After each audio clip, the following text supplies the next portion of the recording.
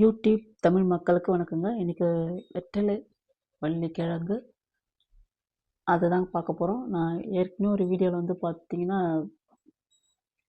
அந்த கிழங்கோட கொடி வந்து பச்சை பசேல்னு போகும்போது உங்களுக்கு அந்த வீடியோ போட்டிருப்பேன். அப்போல்லாம் கிழங்கு வந்து வந்திருக்காது. இப்போ வந்து இந்த கிழங்கு அறுவடை டைம். இப்போ பார்த்திங்கன்னா இந்த கொடிகள் வந்து இலைகள் அந்த லைட்டாக பழுப்பு நிறமாக போயிடுச்சுன்னா அது வந்து அதான் கிழங்கு வந்துருச்சுன்னு ஒரு அர்த்தம். இப்போ இந்த கொடிகள்லாம் பார்த்தீங்கன்னா நீங்களே ஒரு பழுத்த நிறமாக இருந்திருக்கும் அந்த இலைகள்லாம். இப்போ இந்த கிழங்கு பார்த்தீங்களா, இது மாதிரி அந்த ஒவ்வொரு கொடிக்கும்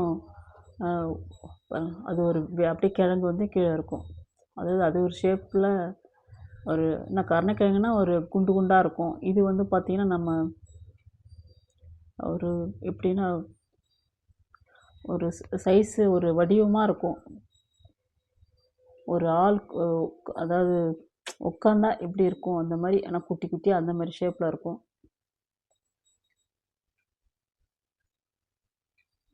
பூனைக்குட்டியை நோண்ட வருது என் கூட. இப்போ இன்றைக்கி இந்த கிழங்கு தான் நம்ம நோண்டி எடுக்க போகிற பாருங்கள். இந்த கிழங்கு என்ன பார்த்தீங்கன்னா நம்ம நோண்டி எடுக்கும்போது சுற்றி வேர்கள் வந்து பிடிச்சி தான் அந்த கிழங்கு உற்பத்தி ஆகும். இந்த வேர்களை அறுத்து அறுத்து நம்ம வந்து பதமாக எடுக்கணும். ஏன்னா அந்த கிழங்குல வந்து காயம் பட்டுட்டா ரொம்ப நாள் வச்சுக்க முடியாது. அது வந்து பார்த்திங்கன்னா சீக்கிரமாக வெம்பி அழுகி வேஸ்ட் ஆகிடும். அந்த கிழங்கை நம்ம சுற்றி நல்லா குழி பறிச்சுட்டு நல்லா அந்த கிழங்குல காயம் படாமல் நம்ம எடுத்து வச்சோன்னா ஒரு வருஷத்துக்கும் நம்ம அழகாக வச்சுக்கலாம். பாருங்கள், இப்போயே நான் வெட்டி எடுத்துட்டேன் ஆரம்பத்திலே. ஒரு வருஷத்துக்கும் நம்ம வந்து அந்த கிழங்கை வந்து நம்ம வச்சுக்கலாம். நீர் சுண்ட சுண்ட நம்ம எடுத்து எப்பப்போ தேவையோ நம்ம எடுத்து கொஞ்சம் கொஞ்சமாக அந்த தோல் சீவி நம்ம கருணக்கிழங்கு அறுப்போம் இல்லைங்களா, அந்த மாதிரி நம்ம அழகாக பிள்ளை பிள்ளையாக நம்ம எடுத்து நம்ம அது கருணக்கிழங்கு வறுக்கிற மாதிரி நம்ம வறுக்கலாம். சும்மா சூப்பராக இருக்குங்க கிழங்கு. அவ்வளோ நல்ல ஒரு புரதச்சத்தான ஒரு கிழங்குங்க. எல்லாருக்குமே இந்த சுகர் பேஷண்ட்டு அதுவும் யாருமே இல்லைங்க, எல்லாருமே சாப்பிட்லாம். இது நமக்கு ஒரு பட்ஜெட்டு குறைக்கும். வீட்டில் கொஞ்சம் இடம் இருந்தாலே போதும். இங்கே பாருங்கள், நானே ஒரு பாதி தூரம் நோண்டிட்டேன். அதுக்கே இன்னும் எவ்வளோ தூரம் உள்ளே இருக்குதுன்னு தெரியல. இன்னும் கொஞ்சம் எப்படியாவது அதை நோண்டணும். எவ்வளோ தூரம் ஆழம் போகுதுன்னு தெரில. சரி, நோண்டிகிட்டே பார்க்கலாம். அதுமாரி நல்ல ஒரு புரதச்சத்து நம்ம வீட்டில் கொஞ்சம் இடம் இருந்தாலே போதும். நீங்கள் இது வச்சோன்னா இதுக்கு வந்து வேர்னா அதுக்கு சுற்றி சுற்றி கொஞ்சம் தான் வேர் போகும்.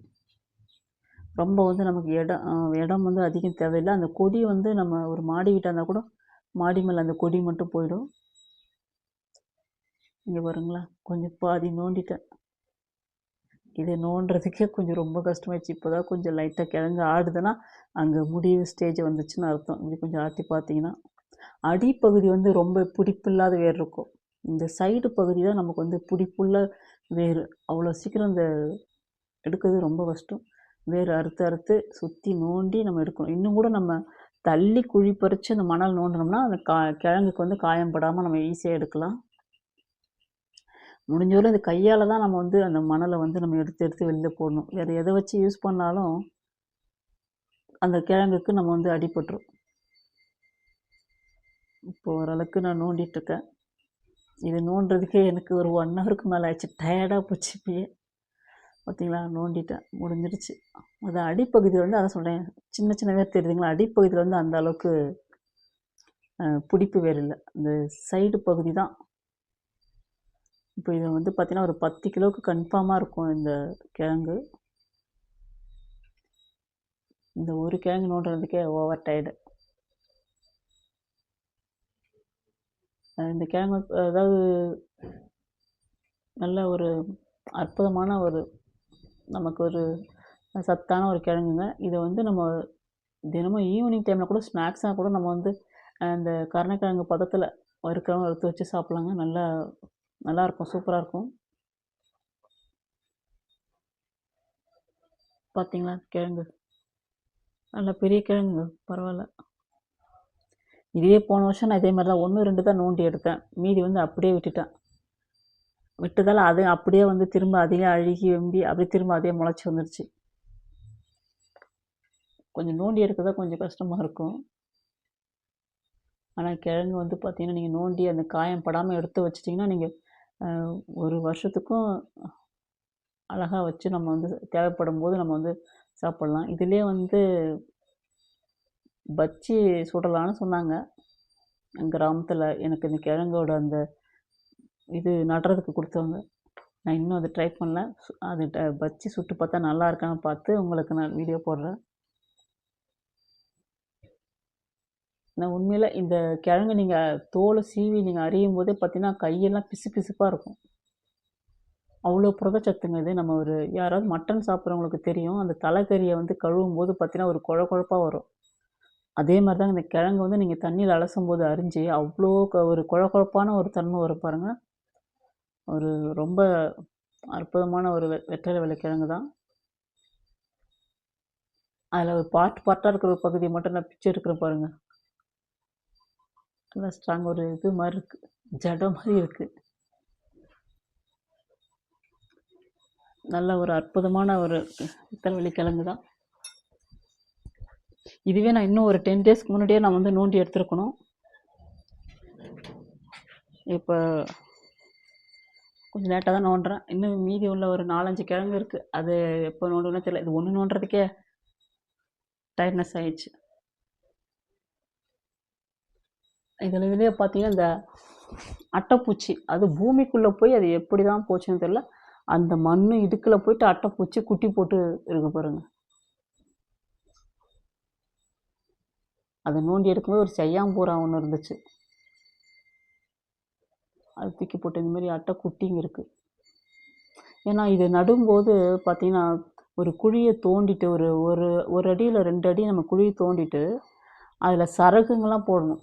சரகுங்க, இந்த பழுத்த இலைகள், எருவு கொஞ்சம் கலந்து போட்டதுக்கப்புறம் தான் இந்த கிழங்கோட ஒரு பகுதியை வந்து நம்ம வைக்கிறோம். வச்சாதான் அது பொச அந்த கிழங்கு வந்து நல்ல வளர்ச்சி வந்து கிடைக்கும். அப்புறம் மண்ணை தள்ளி மூடிட்டுனா இந்த மாதிரி இதோட இன்னும் பெருசாக வருங்க கிழங்கு. ஆனால் இந்த அளவுக்கு வந்து அதே பெரிய விஷயம். இது என்னன்னா நீர் சுண்ட நம்ம வந்து எடுத்து நம்ம யூஸ் பண்ணும்போது உண்மையில் ரொம்ப அற்புதமாக நல்லா இருக்குங்க. அதாவது கெட்டு போகாது. ஒரு வருஷத்துக்கு ஆனாலும் சூப்பராக இருக்கும். நமக்கு ஒரு கருணக்கிழங்கு இன்றைக்கி 1 கிலோ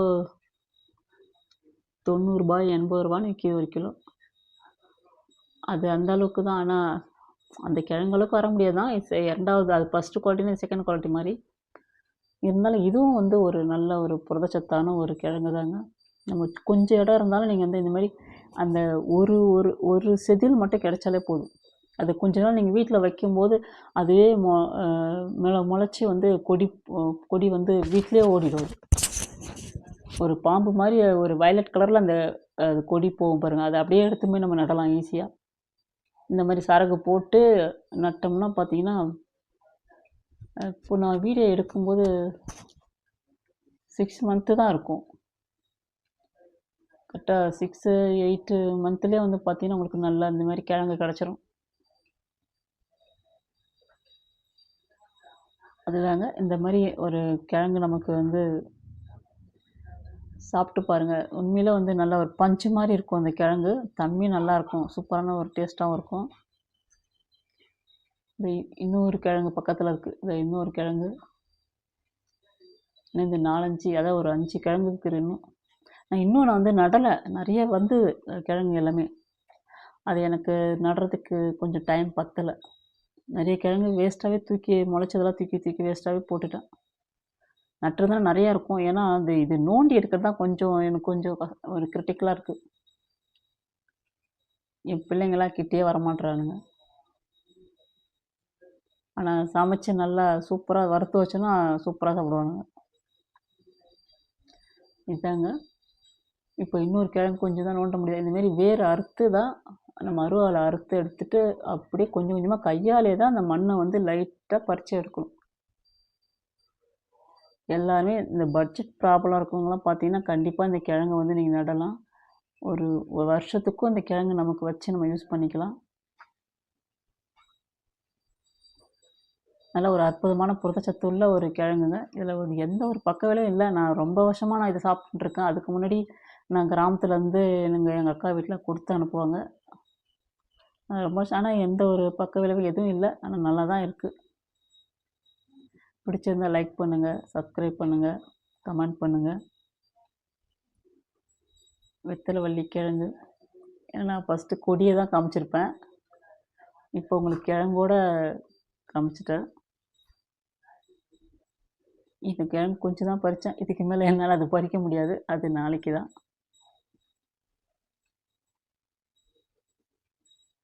இப்படிங்க வாங்க, இதுக்கப்புறம் பச்சி இல்லைன்னா கிழங்கு வறுவல், இதுதான் நான் வீடியோவாக போடலான்னு இருக்கேன். பார்க்கலாம் வாங்க.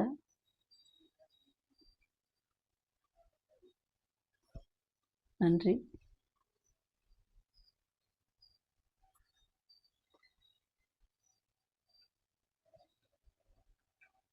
எப்படி இருக்குது பார்த்தீங்களா? இன்னும் பார்த்தீங்கன்னா ஷேப்பாக இருக்கும் பாருங்கள்.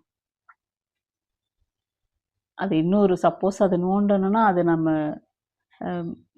வீடியோ போடும்போது நான் அது காமிக்கிற பாருங்கள். இன்னும் அது பார்க்கவே ஒரு வேறு வடிவமாக இருக்கும், பார்க்கவே அழகாக இருக்கும் அந்த வடிவங்கள், அந்த கிழங்கு. நான் அது இன்னும் நோண்டி எடுக்கும்போது நான் அதை ஒரு ஷார்ட்டில் போடுறேன். அந்த கொடியோட பார்த்தீங்கன்னா அந்த கொடி அவ்வளோ ஸ்ட்ராங்காக இருக்குங்க. வெட்டுறது கூட அவ்வளோ பிடிக்கவே முடியாது. பிடிச்சி நீங்கள் எந்த ஒரு விஷயத்து கூட கட்டலாம். அந்த கொடி அம்மா ஸ்ட்ராங், அறுக்கவே முடியாது. அந்தளவுக்கு பலமுள்ள அந்த கொடி. அப்போ அந்த கிழங்குல நமக்கு அந்த அளவுக்கு பலம் இருக்குங்க. கண்டிப்பாக பிடிச்சிருந்தா லைக் பண்ணுங்கள். நன்றி.